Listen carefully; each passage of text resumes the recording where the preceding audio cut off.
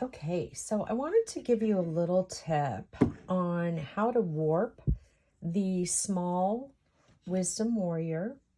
Here she is right here. She's about 12 inches long and just about 3 inches wide. And you can bead on her on the top, and then the bottom is just a solid, nice base.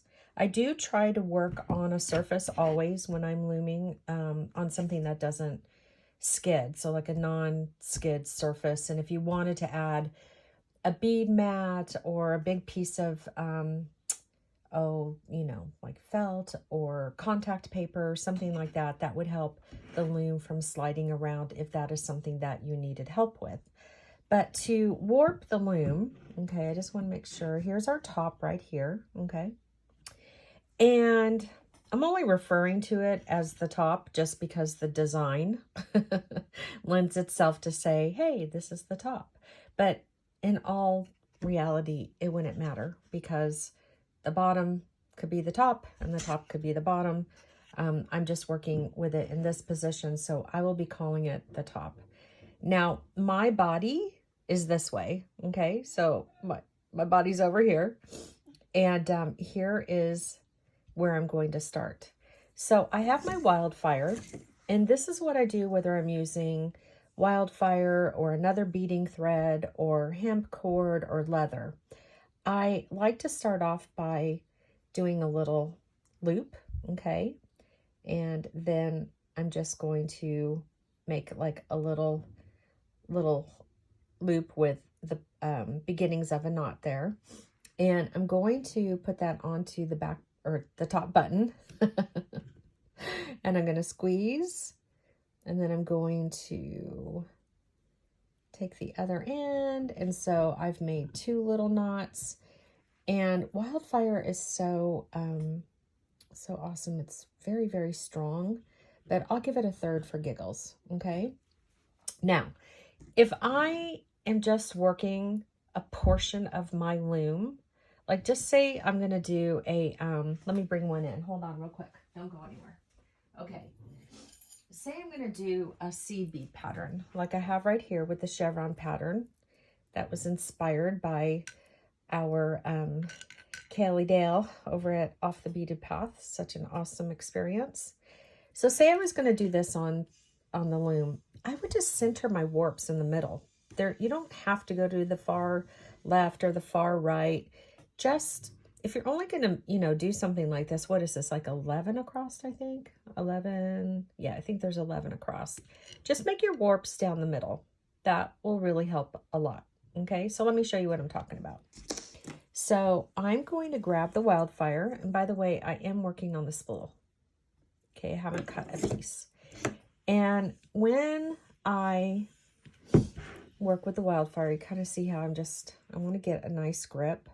I'm going to lay the thread, right? Lay the wildfire down into one of the grooves.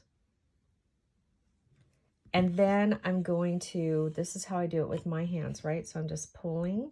I want to make sure it's really nice and taut.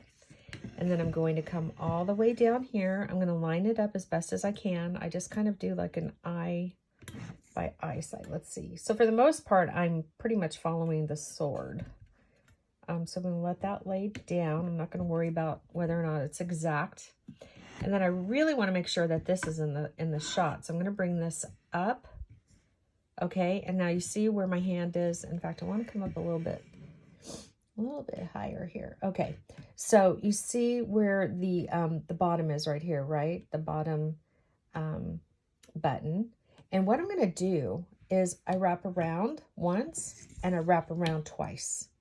And so I do that because it will really help me keep the string, the wildfire, really nice and tight. And it's so important when you're doing beading that your warp is always really nice and tight. Now, I'm not going to skip any grooves because I think I'll set myself up to do another pattern.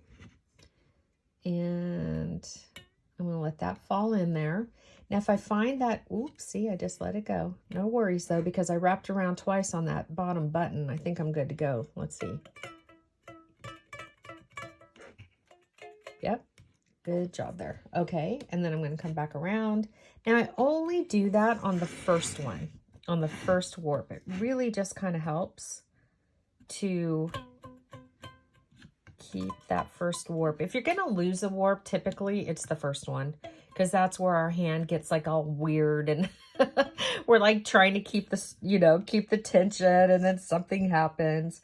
And listen, it's not a deal breaker if you were to come back over here and go around twice. I don't want you to get in the habit though of like wasting any product that's not necessary. I think if you just do it the first time on the first warp, it'll be easy peasy. So then I can, if I have to readjust my hand, you see how I put my pointer finger over the grooves and then I readjusted my hand, my right hand. Okay, and I got this little guy in here that's driving me crazy. Okay, get him out of the way.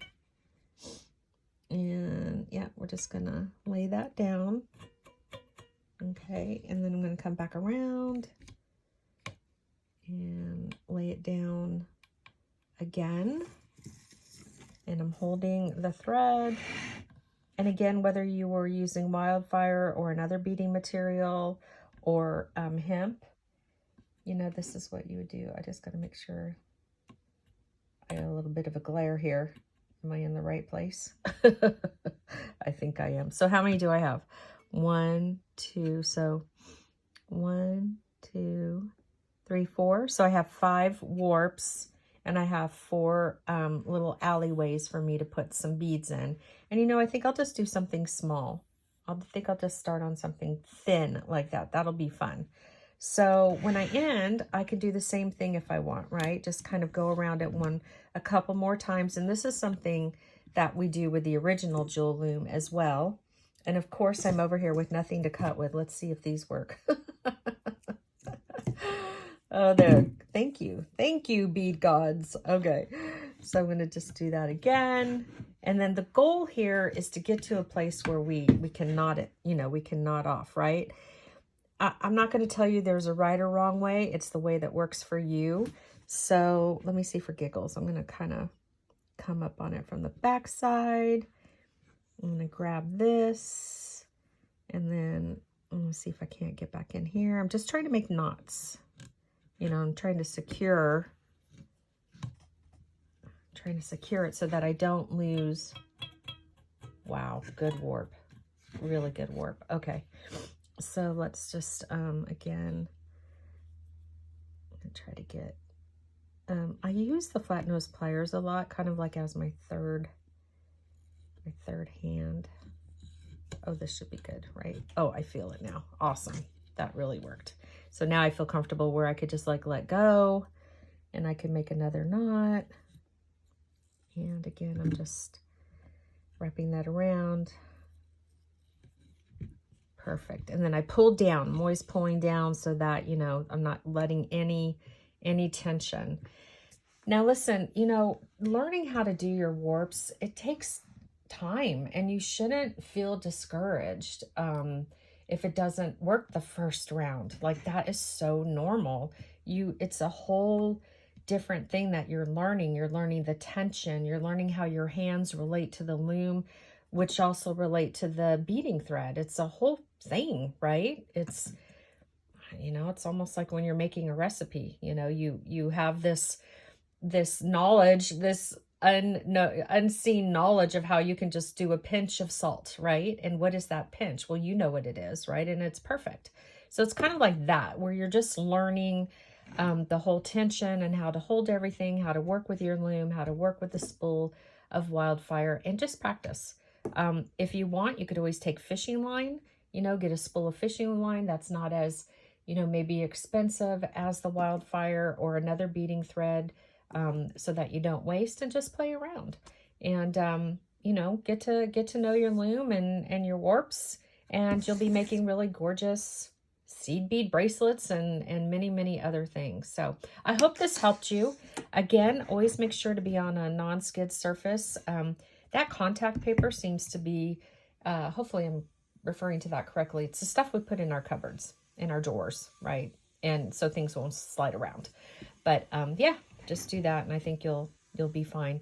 So I hope this helped. Okay, have a fabulous beady day.